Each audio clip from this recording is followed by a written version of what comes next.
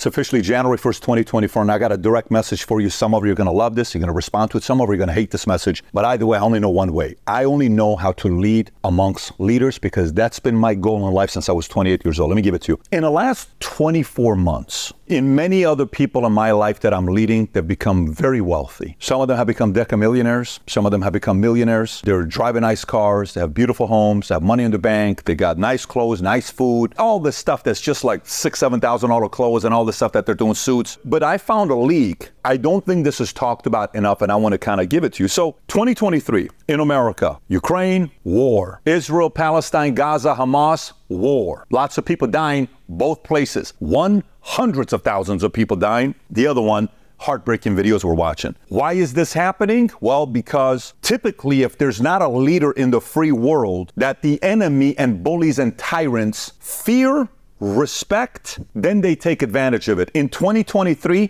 nobody fears, respects, or loves America. They just don't. Love is typically the last one for a great leader where people love them. Fine, that's a bonus. Maybe Reagan was loved, but you need fear and respect. In America, no one fears our leader, no one respects our leader. You may say that's the president, but it's not a level of fear, right? So that's in the leadership game. You need to be able to impose that. And when there is a fear of not screwing up, the temperatures all goes down, right? How about in life with you in 2024? Who do you love? Simple question I'm asking you. Who do you love? Just think about that. You may have said, I love my mom. Cool. Who else do you love? I love my kids. Fantastic. Who else do you love? I love my brother. I love my sister. Great. Who else do you love? I love God. Okay, cool. What else? I love my career. Great. Out of all the people you mentioned, of the people you love, do you admire your kids? No, I don't. They're my kids. He's 16 years old. I love them. It's kind of a weird question. Fair. My daughter's 6 years old. I can't admire her, but I love her. I love her. Okay, cool. All right. You.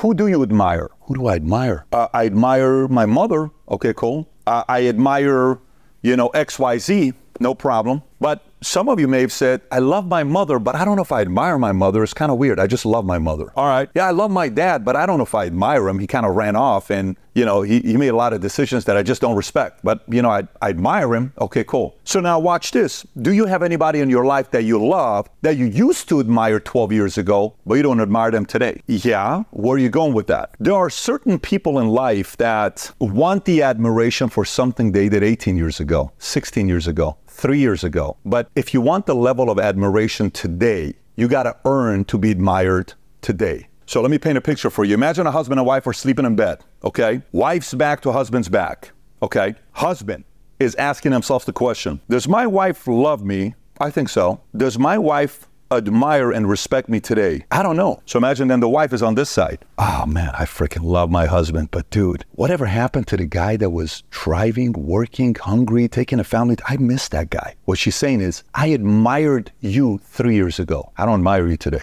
Oh my gosh. Can you imagine that? So for me, as a man who has been blessed at levels I never thought I'm going to be blessed at this levels, with God's given me this incredible life. And by the way, I'm not telling you everything's good today. We've had to put out a lot of fires, but it's still been a great day, right? It's right before Christmas and we're shooting this video, but I can't believe my life.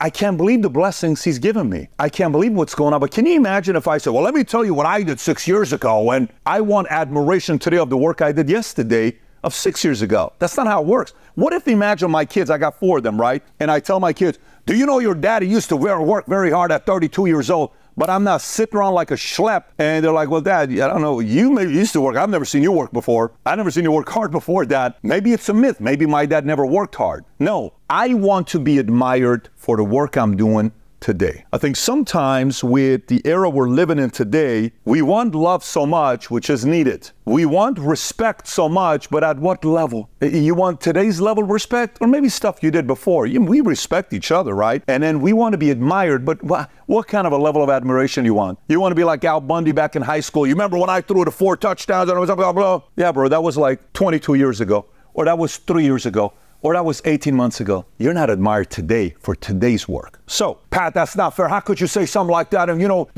my wife and my husband, I love my wife. Listen, I'm married. I've been married now for 14 and a half years. We take marriage 1 year at a time. I got to tell you, I love my wife and I admire her for what she does today. And my wife's the richest she's ever been. But I admire for the work she does today on how she looks over for the kids, what she does with work. Her office is right next to mine. We're still working together. I admire that. She doesn't have to do that, but I love it and I admire it. I said, well, what kind of pressure you put on me as a wife? You already know what I'm doing? Look, you pick and choose what level of admiration you want. I told you, don't watch this video if you don't want to be challenged. This isn't for everybody.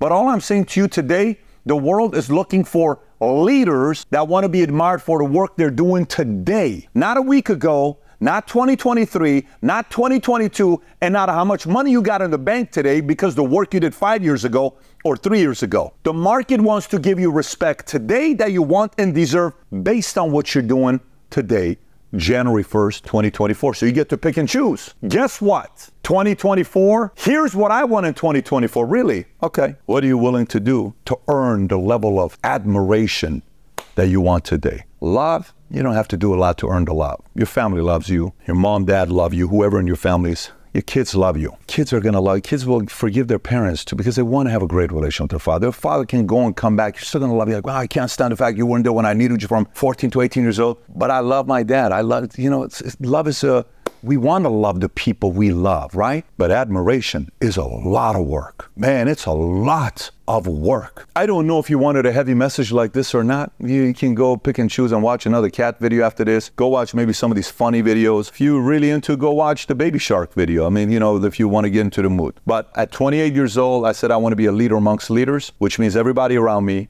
I'm going to constantly challenge everybody to do that because whatever message I'm giving you, trust me, the first person I'm giving that message to is this guy here.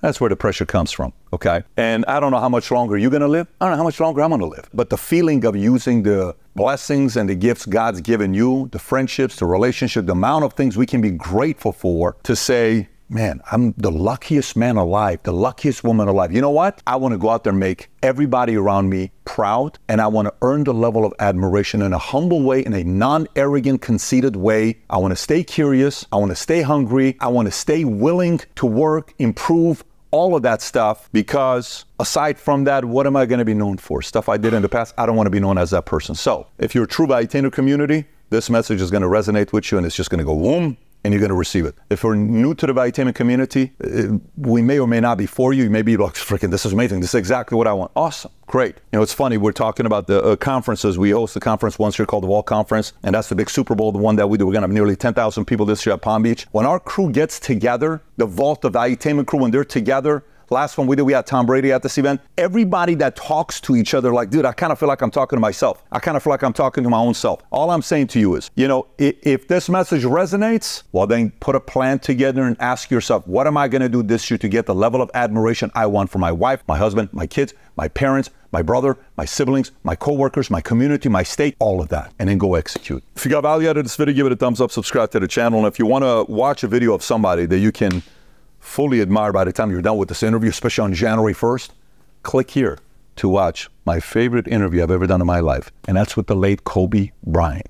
Trust me, he will make you realize the value and the importance of being admired today, not 20 or 30 years ago.